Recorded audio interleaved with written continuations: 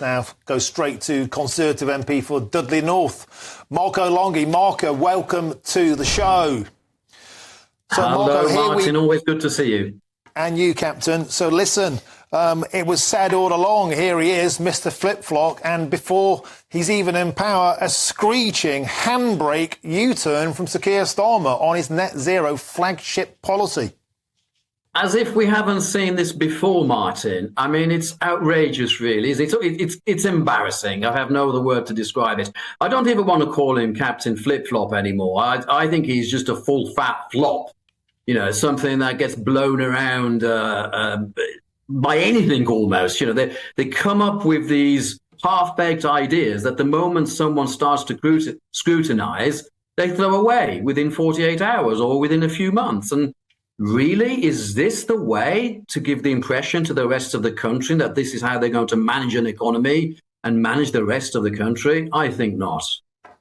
But Marco, of course, Sir Keir Starmer is blaming you. He's blaming the Conservative Party for being fiscally irresponsible. The biscuit tin is empty. The dream of a green future has been cruelly snatched away by you guys.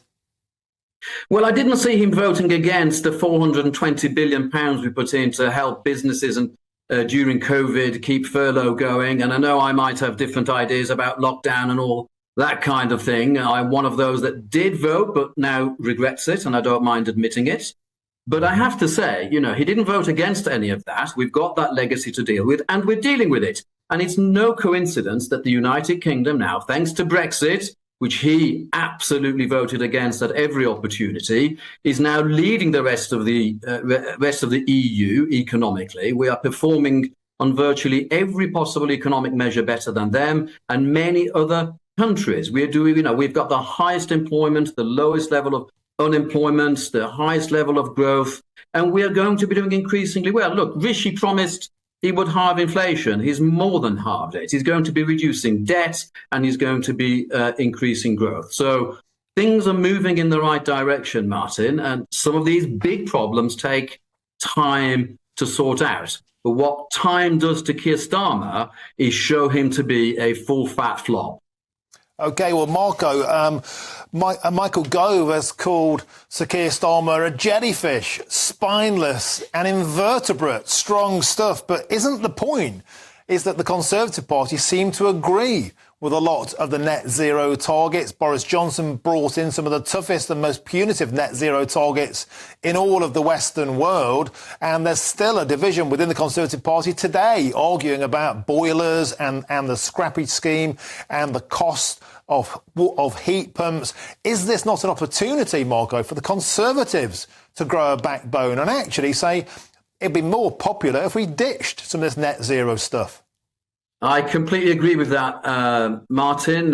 You probably know that would have been my position. Now, you and I know each other.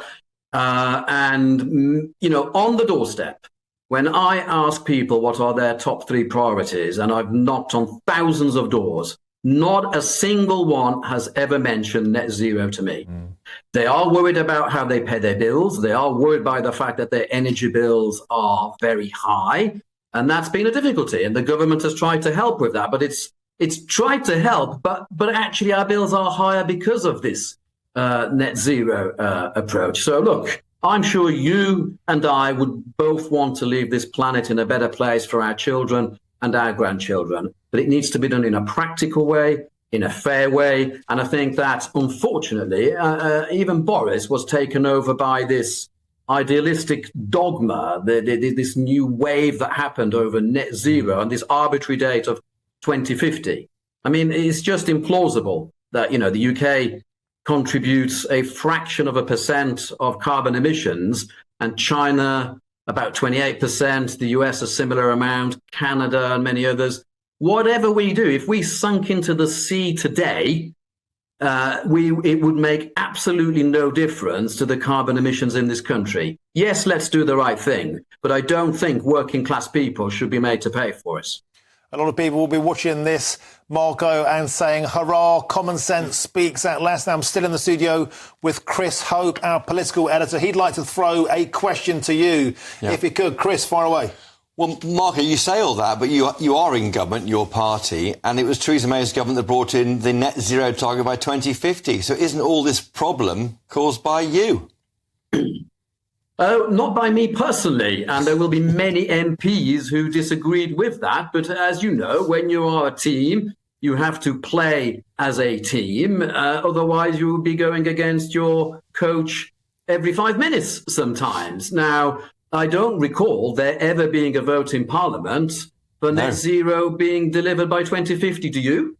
Well, there was no vote, as you remember. It went through on the nod with a statutory instrument. There's never been a single vote. There's no mandate from Parliament for this. The net zero target amended a law from Labour in 2008. Let's have a vote. That's part of the problem, I think. There's no vote ever by any MP on net zero. And I think the problem you've got is a lack of a mandate for this target that your government imposed on the rest of the country. And I completely agree with you. Well, what can we say? Marco, I'm going to have a quick pop at you while you're still there, Marco. So if we haven't had a chance to vote on this, should we get a chance to vote on this, would you welcome some kind of national referendum on net zero, as we saw with Brexit? Yes, I think that ultimately the power of any country relies in the will of its people. And the moment we start behaving more as, well, I wouldn't like to say a dictatorship, but as countries who ignore their voters, look what's happening in the EU now. Look how Paris is being besieged. We don't actually see much of that on television, but that is happening because ordinary people in Germany, in the Netherlands, in France are saying enough is enough. And, you know, it's wake up and smell the coffee time. And I've been one of those. I'm very proud, not just to call myself an MP, I call myself an elected representative. And that last word is very often forgotten. And that's why I'm so proud to represent my black country folk here in Dudley. Excellent. Well, Marco, as you're on such fine form, Chris wants to have another swing. Chris. Not a swing. Just want to pin you down, Marco Longhi. Just want to pin you down, not a swing. Just a quick one. Yes or no, should there be a referendum on that net zero commitment? Yes, I personally would say yes to that. I mean, of course, we can't have a referendum every 5 minutes. We know that referenda aren't the best vehicle sometimes to deliver policy by government. And then the other argument would be, Chris, that people elect their representatives, their MPs, to vote on things on their behalf. I think this is a massive issue for the country, and I think it could well be one of those things. So I would personally say yes. But if we're going to leave it to MPs, then let's thrash it out in the chamber and let's see what comes out of that, at least, and have the mandate that way. But yes to a referendum. Absolutely superb. Marco Longhi, Conservative MP for Dudley North. You've had your Weetabix. You're on fine form. Excellent. A lot of people will be watching this, Marco, and throwing their Weetabix in the air. Fantastic. Thank you. A referendum on net zero. You heard it there first on GB News. I think a lot of people out there would welcome that. Let the people have a say. Put it to the people. Are you sick of paying all this net zero stuff? But will they let us have a referendum? Because don't forget, they normally don't get the result they want.